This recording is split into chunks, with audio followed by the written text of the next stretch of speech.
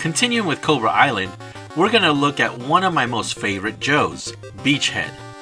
Yet another tough figure to get. If I was to make a team of Joes, it would be Shipwreck, Hit and Run, Flint, Lady J, Cover Girl, Tunnel Rat, Snake Eyes, Dusty, Wetsuit, Big Ben, and of course, Beachhead.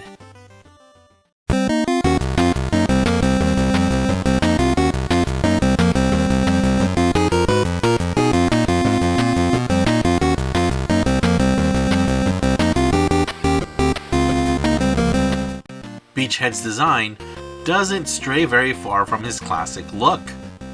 His accessories include a pistol, a knife, a rifle, a crossbow, his backpack, and his red beret. His pistol fits great on his right thigh holster, and his knife also fits nicely on his left ankle sheath. The backpack on mine seems to peg in loosely. As a result, I don't have him with it very often, and I just tend to forget about it. The backpack has a hole on the center where the crossbow can fit. His larger gun can't be put away anywhere. Then there's his red beret.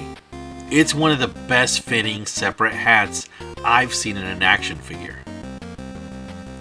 His larger rifle is based on the 2011 Nerf Vortex Nitron. This gun is a disc shooter and has an ammo capacity of 20 discs. The figure comes with his green balaclava mask and matching sweater. He has a vest loaded with pockets, and he has that communicator that the rest of Wave 1 Joes, minus Snake Eyes, have. He has knee and shin pads. The way the beret is done is pretty spot on, including having his unit patch. And finally, there's a variation to this figure. One of them has blue eyes, and mine has brown or hazel eyes. G.I. Joe will return after these messages. Nobody beats G.I. Joe. G.I. Joe Phantom X-19. But Cobra rules the beaches with the Cobra Bug. Over the land and deep down below, the Cobra Bug's got an eye out for Joe. Cobra! Yo, Joe! Nobody beats G.I. Joe. G.I. Joe Phantom X-19. Sleek and mean and flying so fast it can't be seen. Nobody beats G.I. Joe, a real American hero. Cobra Bug comes with driver, Phantom X-19 with pilot. Now back to G.I. Joe. The side of the packaging has the character's abilities. The meaning of each ability can be found at gijoe.hasbro.com. Name: Wayne Sneeden. His abilities are Vanguard Level 3, Light Weapons Level 3, Covert Ops Level 3, and Weapons Development Level 3. He doesn't have any bio as of this video. The G.I. Joe website is still missing bios for figures, such as my favorite, Shipwreck. I can tell you that he's pretty much a drill instructor and tough as nails. The back of the box has part of the Cobra Island map obtained by Mainframe. It has what I'm guessing strike positions marked on it.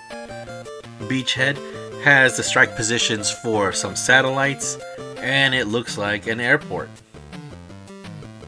This is my favorite figure in the line so far. Not only is he in my top 5 Joes, but he's also very cool looking. Sure, he had his beret on his shoulder on the vintage figure, but I always wondered, what would he look like with it on? I gotta say, I'm not disappointed. The featured artist for this figure is Ashley Marie Witter. She's worked on a few comics, including Harley Quinn, Star Wars, Dr. Aphra, X-23, The Amazing Spider-Man, and Red Sonja, just to name a few. But her main focus is on her own original comic, Squarriors. Her artwork is very soft, with strong hints of realism, while still holding on to the imaginary world. One can say that her work reflects a sense of indie romance. It's a mystery to me, at the time of this video anyway, as to why it's so difficult to find out that she did the artwork for Beachhead. And it's even harder to find a finished piece.